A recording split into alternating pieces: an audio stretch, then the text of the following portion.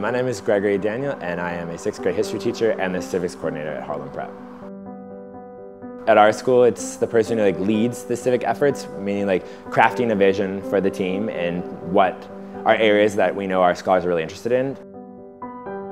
I grew up in a great community with near a large university, University of Michigan, and there are a lot of professor families and students who were more liberal than my family, and having these friends whose parents were involved in Amnesty International and going to their houses and talking about these issues really inspired me to start thinking about the world and how is the world treated outside of my own little bubble in comfortable Chelsea, Michigan.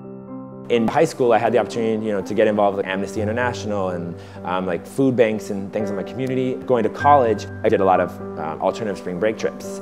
Going to Georgia to volunteer with Habitat for Humanity, going to Washington, D.C. and partnering with N Street Village, a women's shelter. And so working with food banks and things like that, I kind of started to develop this idea of so I know about the world, or I'm learning about the world, and inspired by my family and the people in my community who are already doing great things. Then going and seeing how you start to affect change, built this internal desire to know more about the world. Civics usually revolves around those larger political activism events that we've been a part of for a long time at Democracy Prep. The Get Out the Vote, the primary, and the general election. We also take a select group of scholars to Albany for a Charter Advocacy Day, where they get to put their feet in the water and practice political activism.